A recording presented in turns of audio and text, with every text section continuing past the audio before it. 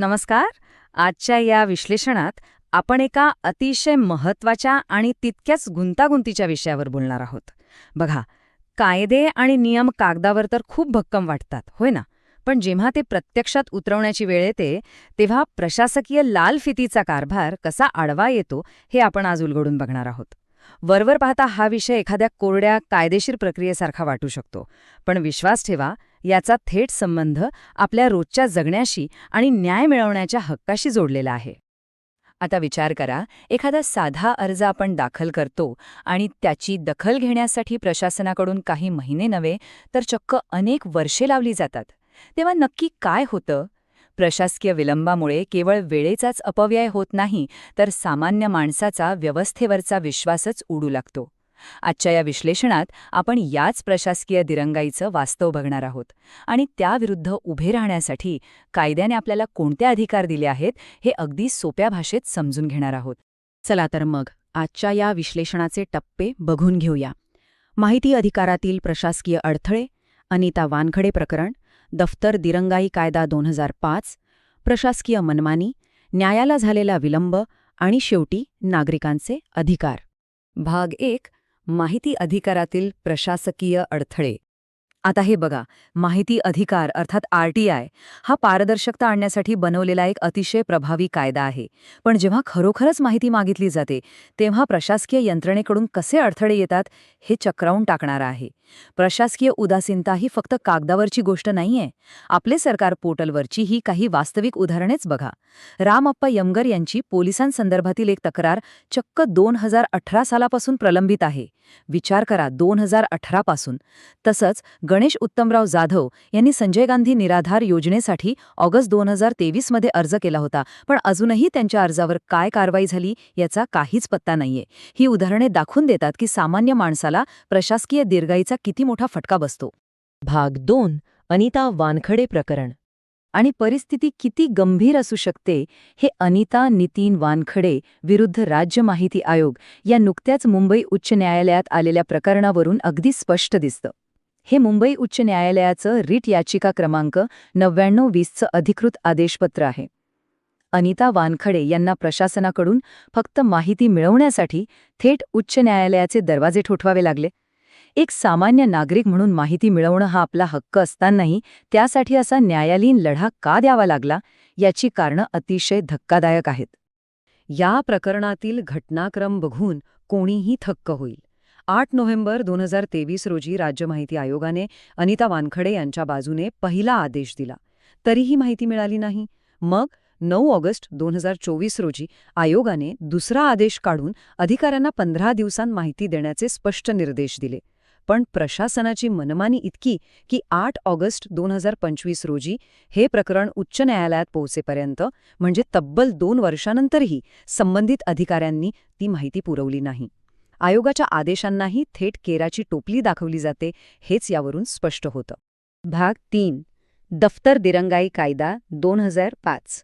अशा प्रकारच्या नोकरशाहीच्या मनमानीला आणि निष्काळजीपणाला आळा घालण्यासाठीच एक अत्यंत महत्त्वाचं कायदेशीर हत्यार तयार करण्यात आलंय. ते म्हणजे महाराष्ट्र शासनाचा दफ्तर दिरंगाई कायदा 2005. या कायद्यातील कलम 8 नुसार नागरिक चार्टर नावाची एक अत्यंत महत्त्वाची संकल्पना आहे. नागरिक चार्टर म्हणजे प्रत्येक सरकारी कार्यालयाने जनतेला दिल्या जाणाऱ्या सुविधा आणि सेवांची एक यादी प्रसिद्ध करणं. आणि सर्वात महत्त्वाचं म्हणजे ही सेवा किती वेळेत दिली जाईल याची काटेकोर कालमर्यादा त्यात नमूद असणं बंधनकारक आहे. हा चार्टर दरवर्षी मे महिन्यात जनतेच्या सूचनांनुसार अपडेट करणं कायद्याने सक्तीचं आहे. आता कायद्याने ठरवून दिलेल्या वेळेच्या मर्यादा बघा. कलम 10 नुसार कोणतीही फाईल कोणत्याही एका सरकारी कर्मचाऱ्याकडे जास्तीत जास्त 7 कामकाजी दिवसच राहू शकते. जर त्या फाईलवर इतर कोणत्याही विभागाचा संदर्भ नसेल तर त्यावर 45 दिवसांच्या आत अंतिम निर्णय घेणं बंधनकारक आहे. आणि समजा दुसऱ्या विभागाचा अभिप्राय आवश्यक असेलच तरीही कोणत्याही परिस्थितीत 3 महिन्यांच्या आत निर्णय झालाच पाहिजे. आता आपण मगाशी पाहिलेल्या वानखडे प्रकरणातील तो 2 वर्षांचा विलंब आणि या कायद्यातील मर्यादा यातील तफावत अगदी स्पष्ट दिसून येते. आता इथे समोर दिसणारी सगळ्यात रंजक गोष्ट म्हणजे महाराष्ट्र शासनाच्या राजपत्रातील ही अधिकृत नोंद. कायद्याचं कलम 10 अगदी स्पष्ट सांगतं की जर एखाद्या कर्मचाऱ्याने जाणीवपूर्वक किंवा हेतुपुरस्कार कामात विलंब केला तर ती त्याच्या अधिकृत कर्तव्यातील कसूर मानली जाईल आणि अशा कसूरीसाठी त्या कर्मचाऱ्यावर कठोर शिस्तभंगाची कारवाई केली जाऊ शकते. इतकंच नाही तर त्याच्या वार्षिक गोपनीय अहवालात त्याची नोंदही होऊ शकते. थोडक्यात सांगायचं तर कायदा अतिशय कडक आहे. भाग 4. प्रशासकीय मनमानी आणि वास्तव. पण इतका भक्कम कायदा असूनही प्रत्यक्षात काय घडतं?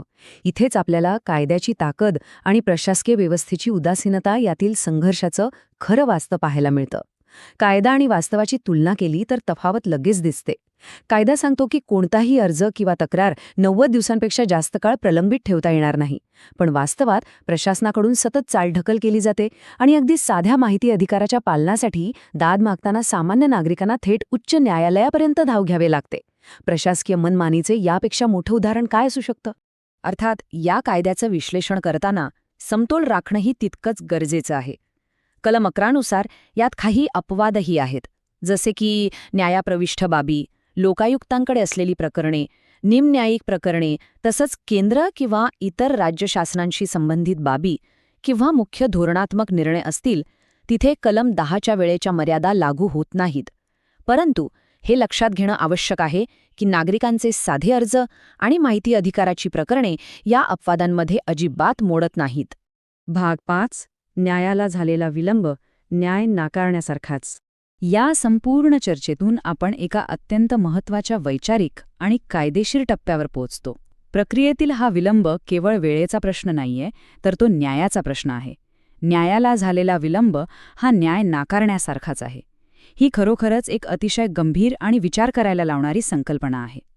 जेव्हा माहिती आयोगाचे आदेश होऊनही माहिती मिळण्यासाठी वर्षानुवर्षे वाट पाहावी लागते, तेव्हा केवळ जनहितार्थ माहिती दडपली जात नाही, तर त्या नागरिकाचा मूलभूत अधिकारच नाकारला जातो.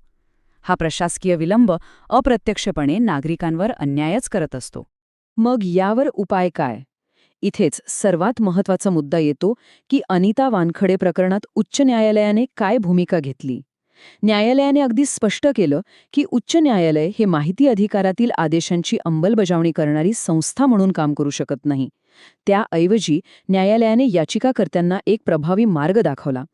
त्यांनी सांगितलं की संबंधित अधिकाऱ्यांना दंड लावण्यासाठी माहिती अधिकार कायद्याचे कलम 20 आणि कर्तव्यात कसूर केल्याबद्दल दफ्तर दिरंगाई कायदा 2005 अंतर्गत कारवाई करण्यासाठी नागरिकांनी स्वतः पुढे येऊन या कायद्यांचा प्रत्यक्ष वापर करणे आवश्यक आहे. भाग 6. नागरिकांचे अधिकार आणि अपील. तर मग आता आपण सामान्य नागरिकांनी आपल्या अधिकारांचा वापर कसा करायचा?